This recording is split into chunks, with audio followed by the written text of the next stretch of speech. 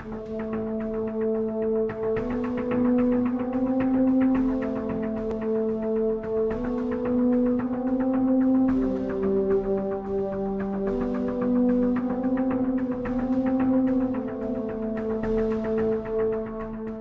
guys, welcome back. This is Mycket with One Kingdom, and today I'm going to cover getting better at using Brandr. Now, I don't claim to be the foremost expert at Brandr by far, but I have used him pretty extensively, and I have some tips and hints that I hope will help you get better with this great ancient. First of all, it's probably worth noting that no ancient, of course, is the best ancient for every base. There are definitely ones that are go-to ones because they tend to be good against a lot of different types of bases, or because we have them leveled up. But each base is different and presents its own challenges and so forth. In addition, it depends whether you're talking about a kingdom or arena raid where the SH, the stronghold, is the only goal, or whether you're talking about a regular raid where additional gold can be garnered, can be gathered through entire epic victory. I'm going to do three things today. First, I'm going to give an overview of Brandr, and then secondly, I'm going to unpack his abilities a bit. And third of all, I'm going to analyze a few Brandr attacks. Starting with the overview of Brandr, I'm going to pop over to the ancient overview page here. So you can see here, Brandr is pretty cool looking, but more importantly, he is pretty cool on being able to handle a lot of different things. Just to kind of take a look at doing an overview of his different abilities, if you put him in the spell tower on defense, it provides Curse Touch, which is the same thing as a lot of different of the Death Ancients do. His first ability is a Black Flame Shield, and I have it right now at 10.5 seconds. Obviously, this varies with how leveled up you have him, as does the amount of mana available at the beginning. But that is very helpful for against Flame Bolt and the Curse Touch. Then also the Twisted Curse. This is basically where it kind of curses the buildings that are being attacked, or a certain number of them, and it gives some of that damage.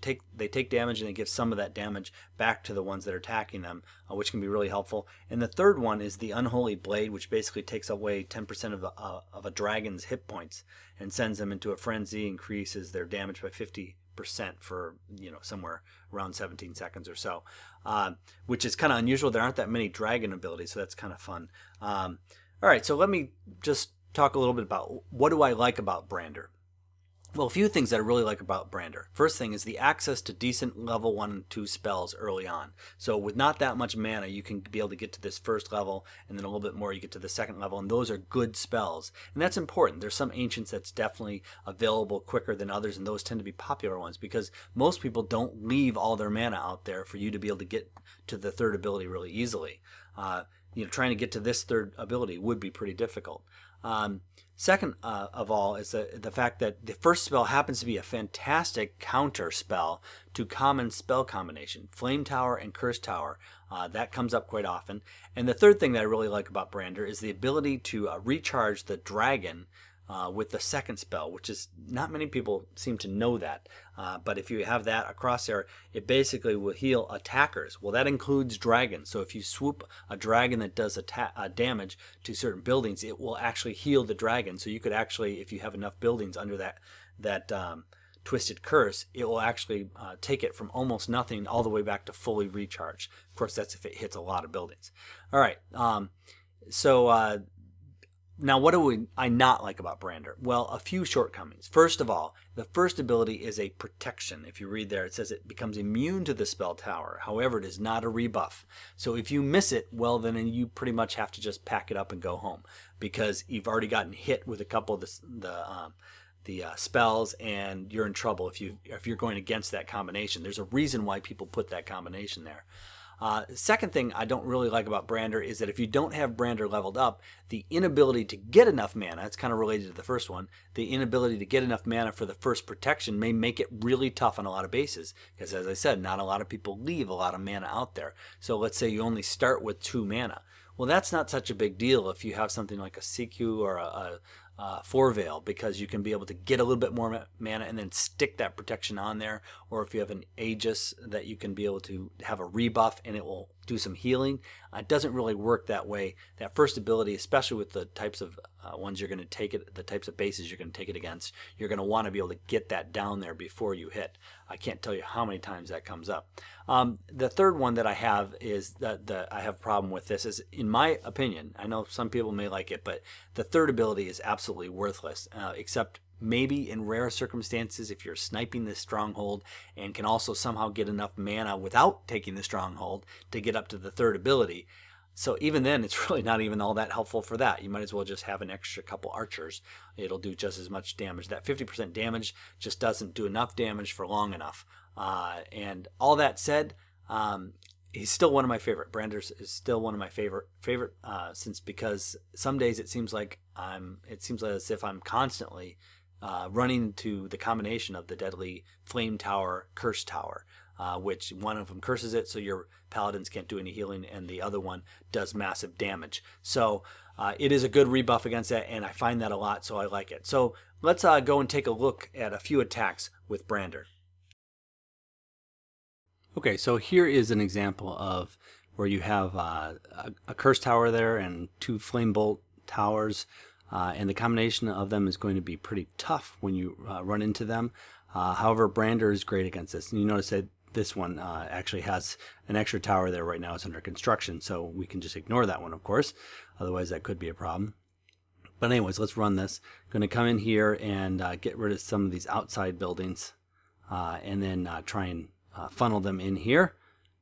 And don't have to worry about that with the dragon, so I can just bring them in early, do a little damage. Got them all funneling right into there. I bring in those archers behind there, just take out that extra building, get a little extra mana. And what's important here is watching those spell towers. There it goes, gonna drop it right before that hits. Now I have about 10.5 seconds, at least where I have it leveled up until I have to do again. I should get a second hit from this. And I'm gonna get just in range of that other one, so I wanna make sure that I've got it actually covered here. That should be good for another one here. I tend to be a little bit early on some of them, because it's better to be a little early, I think, than obviously too late. And then go ahead and drop down the Twisted Curse there, just to be able to help out a little bit. And then I'm going to also drop this down again, just to protect from those Flame Bolt towers again. And when this drops, basically usually I do is I usually drop another protection and then put a Twisted Curse right after that, because I have enough mana for both of those. And then a lot of times I'll run my dragon over that. I'll show that in a few minutes, but in this case I didn't do that. And just kind of finishing these up. But I like to bring, by the way, while I'm talking about it, I like to bring some archers in from behind, because sometimes they really help out, especially if you have any freeze towers in there. They will stay out of the range of the freeze towers. In this case, I just had them in my quiver, so to speak, and the wardens come in behind and do some of the cleanup there. So anyways, let's move on to another one, since that was a good example, but I have another example, and then I want to at the end show you one other with the dragon working on getting healed. So next one here is basically the same sort of setup with one of the towers, of the curse towers, and one of the flame bolt, and you have another flame bolt way up high. You have a pretty easy funnel in here, just kind of taking a closer look, just getting that down just in time to be able to protect, because remember, it is not a rebuff, it is a protection, and so you've got to have that protection before you get hit. However, once you have that, they don't take any damage from those at all, and those spell towers, and so you're good. They will take damage obviously from the other buildings, but usually if you've got some paladins in there, they'll keep them healed well enough for them. The point is you don't take the massive damage from the spell towers. If you basically on just about any base, if you can nullify the spell towers, you're good to go, because those are the most dangerous part of the entire attack.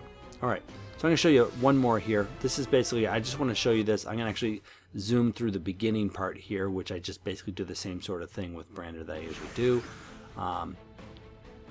But basically, yeah, just zoom through this. But what I want you to show you is look right there at the dragon. All right, I'm going to stop for just a second. Take a look at where we have on our dragon. We have a the health bar is particularly low, but if you watch that as I zoom across here, what I'm going to do is I'm going to drop. Don't pay so close attention to all the particulars going on with the troops. Pay attention to the fact that after I take down the SH, I'm going to drop down that Twisted Curse, and then watch how the health bar just zooms up. Okay, so I'm going to first drop down a protection, because I like to do it that way, keep them protected. Then I'm going to drop that Twisted, I put another protection first, I forgot. And then the Twisted Curse went on there. And look at, I'm going to just stop it again there. Look at the health bar of that dragon. That dragon is full health right now because I dropped down the Twisted Curse and then zoomed across there. All right, so let's keep moving.